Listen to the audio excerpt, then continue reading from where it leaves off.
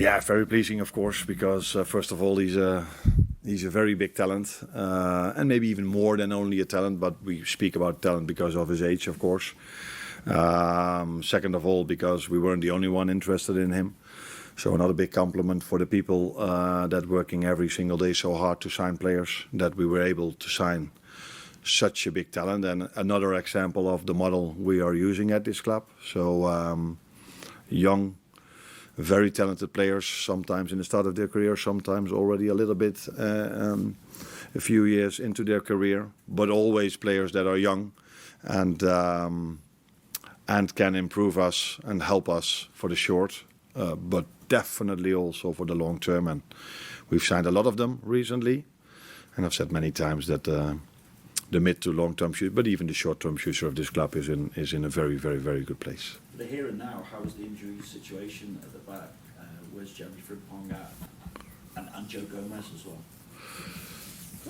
Jeremy will definitely not train this week, so he's not available for the weekend. With Joe, we have a little bit of hope. Hope is the way, I think, that he might train tomorrow, Saturday. So not available to start, but maybe available to help the team if needed during the game. Because as you indeed know, there are not that many defenders available at the moment. How would you sum up the kind of test against Manchester City once again? Because at times, again, we saw it against last week, it's shown fallibility, yeah, of course. And we know that Pep Guardiola will still see them as big contenders, and the pressure is on really to maintain some kind of pace or touching distance with Arsenal at the top. Yeah, what I mainly remember is the game we played over there. In the first half, we were completely outplayed for large parts, not for the complete 45 minutes, but for large parts. So it's another moment for us to see where we are in the development of this team. So that is that, of course, being said, we also know the importance of a result on Sunday, but that goes for all the 20 teams that are playing this weekend in the Premier League. It's the end phase of the season, so results matter more and more. And a very good team that were even able to win yesterday against the team that we beat during the weekend, not even with their starters. So that tells you, combined with the game we've played against them, what a force City still is, and always will be, I think. Hi Arne. I wonder, the performance you showed against Newcastle, particularly after the first half hour, is that as well as your Liverpool team has played this season? No, I think we played much better than that, to be honest. But it was a good last hour. The first half hour wasn't as we wanted it to be. Again, for obvious reasons, because if you dive in data, and I think that's what you're going to do in a second, because that's your world. But the first half hour, we didn't play that much. There were a lot of set pieces, which took a lot of time. And then it's difficult to find momentum, to find the same tempo and pace as we had in the last hour. But I liked our last hour, but for me it wasn't our best. I think we've played many games, really good football. Unfortunately, we're not always able to be that good in both boxes. Now, in the last two games, we've been really good in both boxes, and then people start to notice that our football might be better as well. But that football part has always been, for 95% of the minutes we've played, for me, far above an acceptable level. But both boxes have been not good enough throughout maybe 95% of the time. Now, in the last two games, that was, and then all of a sudden, it's not only the performance, but the result looks different as well. What was it about the performance that you liked? What were the elements that you felt, aside from the boxes, really generally, that is working? No, a combination of many things. I think off the ball we were really good. So it was the third goal we scored, came from a high press and a very good transition moment. We had a few very good transition moments, and I see also individual performances that are getting better and better and better, because these players are getting fitter and fitter and fitter, and are adjusting more and more towards Premier League, Champions League amount of games. And again, we are going to a week where we have to again play 3 games in 7 days. And not not the most simple ones. It isn't as if we had a very easy FA Cup draw. So 3 strong teams to face in 7 days again. So that is another challenge that we are facing this week. You said that about individuals getting fitter and being able to show more and more what they can do. I'm guessing Florian Wirtz comes into that. I mean, how good is it now to be able to see him consistently showing his best form, and how much of that is the fact that you have worked with him specifically to get his physical attributes up to this level? No, I think it's all first and foremost always credit to the player, because he has to do the work, not only on the pitch, also in the gym. And then as a manager, even if he is maybe physically struggling a little bit in the start, you need to keep on playing him, because that's the only way players can improve. And he is an example of that, where I had many of them this season.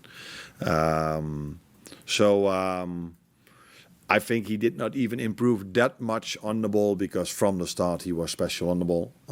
Maybe now he has better connection with his teammates because he played more and more together. That's also what you get if you play them more and more together. But off the ball, I see the biggest improvement with him and with some others. And that combination makes you ready for the Premier League, because the Premier League is about both. It's not only on the ball, it's also definitely off the ball. What is Bernardo back for the game on Sunday? Don't know yet. Tomorrow training. Sure. And you had Ruben Dias on the bench midweek. Do you think he'll be possibly ready to start? He's back. We'll see. He's play minutes, but good news for us. No other new injuries or? John made yesterday the first training session with the team. This step by step coming back. Obviously Anfield this weekend. Has Anfield perhaps been the hardest place for City to go in your time here? Yeah. It was the toughest opening and a difficult place and stadium, and especially quality of the players, the managers. Yeah, been tough. Hi, Pep. Have you been surprised at all that Liverpool have not hit the standards they hit last season? Remain an exceptional team. Top class manager, exceptional team, no doubts.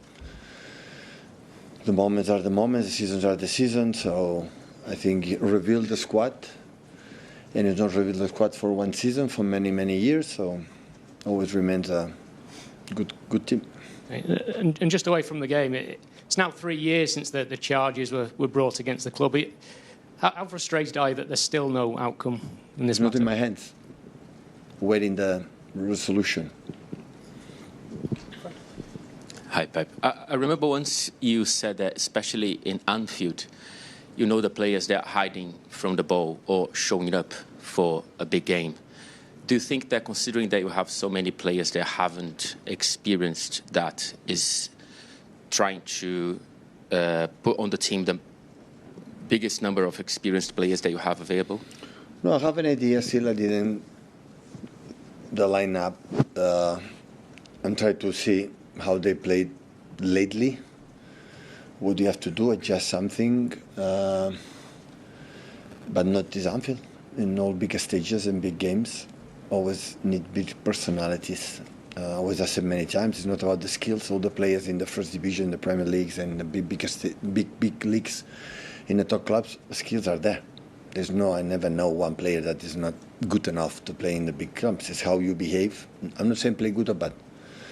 How you are. I am who you are as a player. I do it here in big stadiums at home, in the last stages in every competition, European competitions, that define the good players, that as much you have, define the good teams. Is it more on the mind? No, on the mind. Of course, the mind controls the bodies and your thoughts control everything, but not just about that. Sure. Hi, Pep. On Tuesday, you spoke so openly and passionately about the images from war zones around the world and how much hurt that causes you. You've had widespread praise for that. Widespread praise. You've been praised for your words, but there's also been criticism where there's been calls for you to focus on football and be careful with your language. Which language I use? The what you spoke about on Tuesday about the conflicts and the images, the hurt that causes To be you. honest, I didn't say nothing special. I don't feel that. I think why cannot express what I feel just because I'm a manager. So I'm not agree, but I respect absolutely all opinions. So what I said basically is how many conflicts there are right now all around the globe, around the world. How many? Asking how many? Yeah, lots, plenty. A lot, right? Condemn all of them. All of them. Innocent people is killed. I condemn all of them. I don't put that selection is more important than the other one, or this country is more than the other one. No. If you don't understand my message, it's fine. I cannot say otherwise. So when there are calls for you to just focus on football because you're a football manager, you'll still... Okay, you focus being in journalism as well. You cannot talk about economics because you are not a journalist, especially if it's in economics, right? It's as if working football. Don't talk about that. Don't talk about that. Don't talk about that. Yeah, that's why. They won't remain silent. That is what the world wants, right? Be silent, don't say anything. I think it's completely the opposite. But anyway, that's where it is. Hi, Pep. Arne Slot said this week that the biggest thing you can win is playing nice football, and ultimately that's worth more than trophies in the long term. You obviously are a manager who has won a lot of trophies. Your teams have played some objectively nice football. How do you assess the balance between the two in terms of importance for you as a manager? If you want to be manager, it's better to win trophies. Otherwise, you don't have chance to play nice football. I think everything is related because as much you win, you play good, you know, and everyone has. The most important, Arne, is defend you what you believe, your style, convince your players to try to do it in the way you believe is the best for the players to have, the players you, in your soul, you believe. I think this is the most important thing. Plenty of drama last time out, and we're set for much more this weekend. The standout fixture sees Liverpool welcome Man City to Anfield on Super Sunday, and this week Virgil van Dijk sat down with Gary Neville.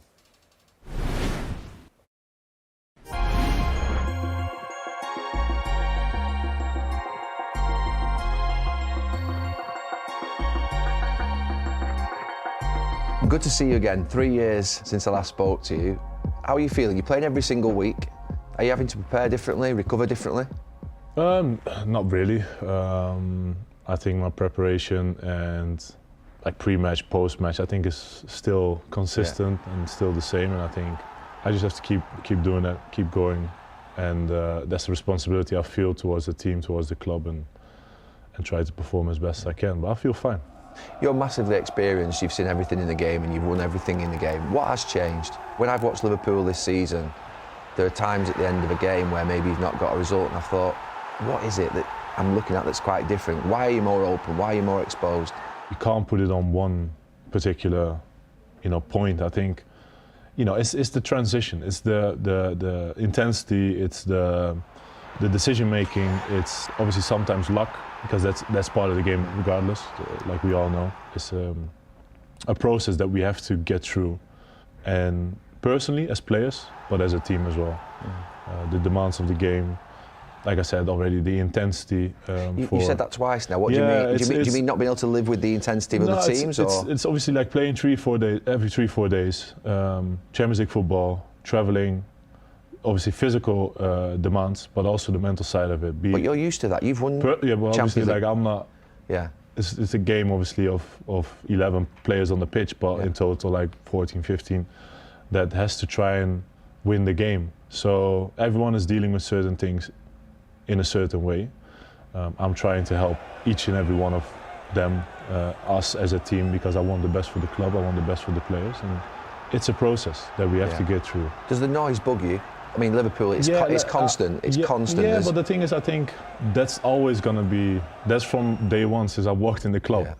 So that's not the issue. I said you weren't worth 75 million quid. To be fair, I mean. But the thing is, that comes with it. And I've mentioned it over the last. I had a good interview, in my opinion, with Paul Joyce from the Times, and we spoke about obviously the role that media has at this day and age.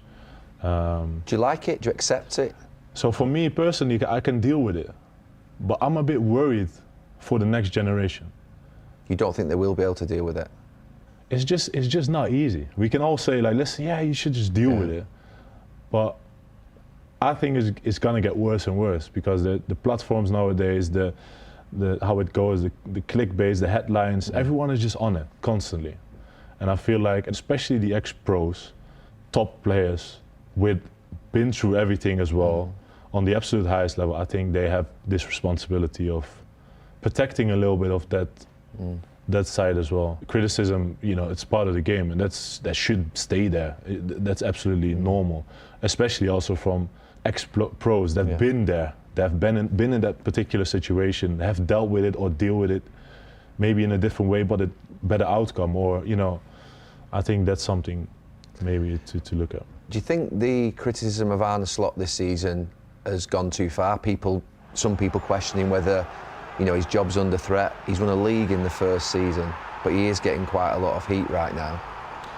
I said it last week, I think, and I said it just here as well. Criticism for the season we are having is well deserved because of the way we have been playing at times, the way we have been losing games on the bounce. But you have criticism and you have disrespect, and I feel like you think it's going to disrespect. Well, it depends on what you feel, because I've got the question asked last week as well about do I think the disrespect is well deserved, and I feel like I don't know because I don't read it at all times. But obviously, I get the questions asked as well about the criticism, and we're in a process of things, and I feel like he deserves, in my eyes, that the respect and the chance to obviously make sure that this process is gonna be ended in a positive way. I still feel that this season could be special, even after all the difficulties we had of the summer, during the first part of the season, injuries. I feel like this still can be something special, but we need consistency, we need to work, we need to enjoy it as well, because we are very, very privileged to be able to go out there every time, represent the club. And huge interview, that one, really quite open from Virgil van Dijk there. I mean, Ben, I'll ask you first, given what he's saying, do you think he's right in that players are under more pressure and scrutiny than ever before? Possibly, yes. I think everyone's looking to have their say, whether it be on social media. There's a lot more people out there showcasing their thoughts and their opinions. Some may be clickbaity, some may be valid criticism, constructive criticism. Players don't mind that, a bit of criticism. Welcome it. In fact, you can grow from that and you can learn from it. But yeah, when it comes to, I guess, the next generation, reading things online and viewing things a little bit differently. When you're old, you can, like him, you can probably take it and take it with a pinch of salt, I guess. But yeah, a little bit. I'm with him a little bit, with regards to the younger lads and how they can cope with it and how they can manage it and navigate it as well. I think, Merce, I guess it's a question for you as well. I mean, given how you've seen it kind of grow in terms of how vocal fans are, how much of a difference is there now to obviously when you were playing? Yeah, different in a way that the papers used to run the show then, do you know what I mean? Right. And the papers just sell a lot of papers. So, yeah, it was a bit different, but it wasn't... You sort of you have a choice now, footballers. They either go on Instagram and X or they don't go on Instagram and X. It's their choice. If they want to go on there and read these people who sit in their mum's house or in the attic eating pizza, do you know what I mean? And they want to take notice of that, that's up to them. Yeah. I think it is hard, but there'll be days when they'll go on there and it all depends how you feel in yourself. I go on it myself. I get as much stick as anybody on there. I don't get it right, I get stick. Yeah. On a good day, if I'm good, it's water off a duck's back. Yeah. If you're not in a good space, it's not a good place to be and to go on it. And I have to understand that now. I'm old enough to understand that and go, not in the right frame today. I'll start believing all that. So, yeah, I think younger players, I think that will, as Ben said, I think it will have to be a big part of their growing up in an academies and so on. I think they'll have to be able to help them how to cope with that. Yeah, I mean, I thought it was really interesting what he says about this season and saying it's not good enough and the criticism is fair. He was talking about disrespect at one point. Just on them as a team, and you look at Slot. How much pressure is there on Slot? And I guess how much credit in the bank do you think he has, given that he did obviously, he won the league last season, it was phenomenal last season.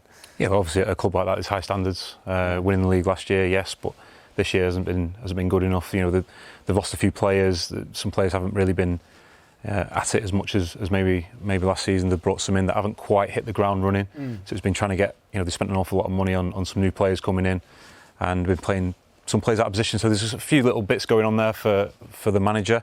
You can tell Virgil van Dijk he's frustrated with what's going on around him a little bit. We spoke about him having to maybe look after his other centre half sometimes, and maybe not being able to focus on himself as much, leading to some errors, maybe getting exposed a little bit more than what he's used to when you're sort of in a collective group and working well together and winning games, and things come a little bit easy to you. So things are just coming a little bit harder this season for the team. Yeah, I mean, I definitely think that they're in that transition period. They spent a load of money. There was an interview that Arne Slot did do this week that I don't know if the Liverpool fans would be too happy about. He kind of hinted towards the fact that maybe entertaining football is better than trophies, is kind of loosely what he said. I mean, what do you think about that, Merce? I mean, do you think entertainment over trophies, or...? It is for us at Sky. Yeah, it's very true. It's a great to watch point. games, that's what we want. But, I think as a Liverpool fan, you want to win football matches. I think last season he went top... At the start of the season, he went top-heavy with Isak, Wits, Ekitike. They're good players, very good players. One's hit the ground and settled as quick as snow in Ekitike. Isak hasn't played. Now we're seeing Wits. He's a top player. I've always said he's top draw. They needed to get a Gay. They needed to get that centre half. They're not a million miles. This lad is just different class. And they will bounce back. I can see where he's coming from, Van Dijk, when he says, I still think we can have a good season. I still think they're a big threat. In Champions League, I think they're a big threat still. I really do. I think they're a team that if they click all at once, then they'll be all right. I think the two that you just mentioned then, Wirtz and Ekitike, working together now, starting to make a really good partnership in that side as well, which could be vital. It could be massive, but again, I think there must be a little bit, I can only imagine, of frustration from Slot's side, where he's seen a player like Mark Gay that clearly they wanted so badly. At a moment where, they needed to add a defender, they've gone for Jeremy Jacquet, who is, by all counts, a fantastic player. I haven't seen him play a lot, do you know what I mean? But do you view Jeremy Jacquet, Merce, maybe as a club signing less than a Slot signing? Because surely Slot would have wanted someone straight away to come in and fill that gap. Yeah, I would have probably said so. I was quite shocked.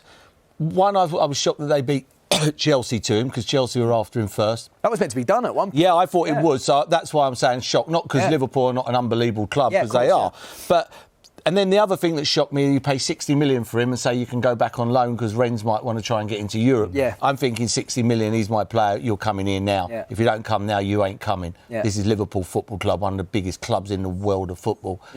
So there's not a lot. I do feel sorry in a way for Liverpool, but put it this way, if you're an Arsenal fan, would you take winning the league this year and coming fifth next year? Or would you keep on coming second every year? Do you know what I mean? It swings and roundabouts. I think it happens to a lot of clubs now as well. It's hard for managers to pinpoint players. There's people behind the scenes that are working on players to bring into the club, and they have a lot of say now, not just the manager at that moment in time. It's from boxing to tennis to football. The easiest thing in the world, get to the top. The hardest thing in the world is to stay there, and it's hard. I guess it's that thing, isn't it, for Slot, where he's almost like, if I don't get Champions League football, am I still going to be here next season? And I guess that's kind of potentially where that. I'd be shocked if they didn't. I would be shocked if they didn't get Champions League football.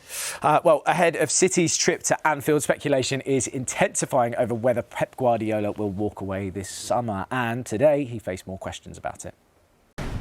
There is talk about whether you will stay beyond the end of this season. I know you're not going to tell us what you are thinking. Do the people at this football club know what you are going to do at the end of this season? Have you told them what you're going to do? No, because I have 1 more year contract. So you'll see that year out then?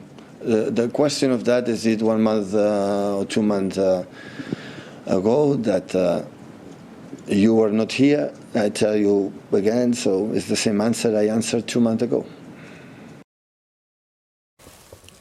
So that's Pep, and if this is to be Pep's last season, he'll have to do something he's never done before. This makes good reading for Arsenal fans.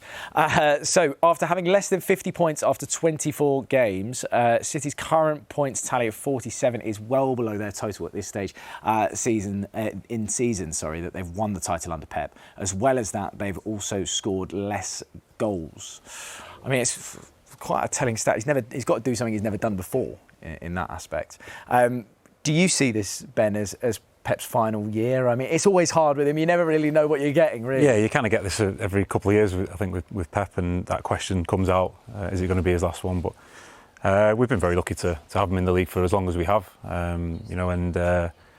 watching him at City and develop, and it feels like he's building a new team, another team, maybe for someone else, we don't know. But obviously the signings this January, been fantastic signings for the club, and whether he'll be here or not, it's no idea, to be honest with you. Most don't think he's going to be there, but it's weird, isn't it? Because you're trying to get a vibe from him. That's what I'm trying to feel. Yeah, I just feel the players he's just brought in are for now. Yeah. You know, the two signings of Semenyo and Gay are like now. Yeah. They remind me of Sir Alex Ferguson at the end when he Van Persie. It was like now. We've got to win the league now. Do you know what I mean? And I think the only time we'll tell is come what may to see how far he is really behind. If they fall behind Arsenal and Arsenal win this by double digits, I don't think he'll want to finish his last year not winning the thing. He'll have a rough idea if he knows he can win the league. And if he can't, I don't think he'll want to fizzle out by coming second and third. And people have short memories. Do you know what I mean? Yeah. People will forget what he's done for this game. There'll be a lot of coaches that'll be pleased he goes. Yeah. Well, I was going to say, I'm not too sure. I mean, I still think. I mean, we saw Jamie Carragher's column this week. He said he called Pep the greatest coach of all time. Me, for what it's worth, from me, I totally agree with him. I don't know about you, Ben. Yeah, for me, I agree with him. He's completely changed the game, and watching his City side, as a young player and playing against his teams, incredibly difficult. As I said before, he builds teams and then builds them again, and it's been if it is his last season, it's been an incredible journey for him. But I'm not sure. I'm not convinced, really. I don't know. Yeah. What about yourself, Mercer? Is he the greatest? He's got to be, isn't he? He's got to be. I mean, I've done lots of games on Soccer Saturday, and I've watched Man City a lot back in the day when they were like... Yeah. And I've seen teams come there and be pleased to come away losing 4-0. I mean, this football they used to play, and they would destroy teams. You even think of the cup final against Watford. Yeah. A lot of teams pull it in, don't they? Oh, it was incredible. American football, you get to about 49 points, you pull it in. They just don't. It's like relentless. I mean, even Salford last year go there in the FA Cup, like 9. Yeah. A lot of teams. Well, this year Exeter 10. Yeah, exactly. Yeah. It's like he's so far ahead of his time. He's bringing fullbacks into midfield, and then he done it with Stones from the defence into midfield. He's always thinking. He takes it to another level. I think that was, for me, playing against his sides, that relentlessness. When they lose the ball, they want to win it back straight away, even if they're 3-0 up, 4-0 up, win it back, go and get another goal. And it was so difficult to play against. I've never really asked this. This may be a complete non-question. As players, are there certain teams where you face and even their manager kind of intimidates you when they're standing on the sideline, or is that you don't look over there? Did you ever get that off of an Alex Ferguson, or even obviously a Pep when he's standing there? Are you going, I'm facing one of his teams? No, not particularly. I remember Jurgen Klopp used to stand and watch the warm-ups. Yeah. See him, you'd be doing your possession, you'd be doing your possession, and he'd be stood there with his arms folded, watching it, and you'd kind of look over thinking, Jurgen Klopp's watching it, just catches your eye. But maybe as a young lad, it might sort of catch your eye a little bit more. But I used to find it funny. But I definitely think Pep Guardiola is. Talk about the changing style in the Premier League. So Dave Reed is here to explain what Arne Slot means. Right, Dave, has there been as big a change as Arne Slot suggests compared to Liverpool's title-winning campaign last year? Yes, there has. I think, when people are watching Premier League football, I think they can tell that there has been a change when you're talking about more aerial duels, more transitions, more goals from set pieces. We can have a direct look now as to how the Premier League style has changed from last season to this season. quick explainer first. If you haven't seen one of these before, this is a radar. So this produces a nice geometric shape which we layer over one another, which gives us a bit of a comparison. So what you're seeing is last season's data in the red and this season's data in the blue. Now, the basic principle is the further out from the centre of the axis you are, the more often that particular action is happening. So if we take... So last season, down the here, red, yeah. Just in case you're colourblind. Yep. And this one, this season. Exactly. Yep. And just for an example then, if you're looking at the blue for this season, goals from throw-ins right at the far end, bottom left corner of the centile range, which is a comparison from data from the 2013-14 season right up until now, you're not seeing any more goals from throw-ins over the last 12 years than you are this season. So that is the comparison. And you can tell, obviously, they're different shapes layered on top of each other. So, as I mentioned there, you're seeing more goals from throw-ins. You're seeing more long balls, not by much, but you are seeing more. You're seeing more aerial duels being competed for. You're seeing fewer build-up attacks. Now, that is an open play possession sequence of 10 passes or more, so a long sequence of possession that ends in a shot on goal. You're also seeing this season fewer high turnovers, which is a kind of metric that tells you how much a team is pressing, where the defensive side loses the ball within 40 metres of their own goal. So a high turnover close to the opponent's goal. So you can see there is a definite change in the way football is being played last season to this season. So if the build-up was slower last season, that means, is that, in simple terms, more direct this season? Well, yeah, and what it can mean, obviously, is that maybe there's fewer high turnovers because there's fewer opportunities for high turnovers. So rather than...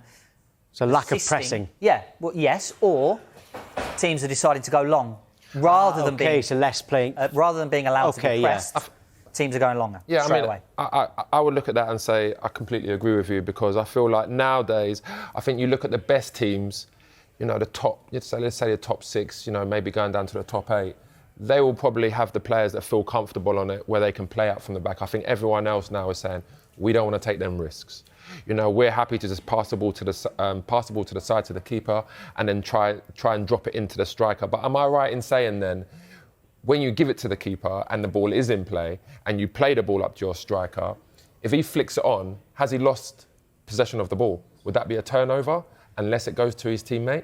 Well, in generally, it would be described as a turnover, but the high turnover is specifically about the position on the pitch that the ball is lost. So then I would say last year, I think a lot of the smaller teams that maybe even got promoted, they will be trying to play out from the back. I think they've learnt from that and they said, we're not going to do that now.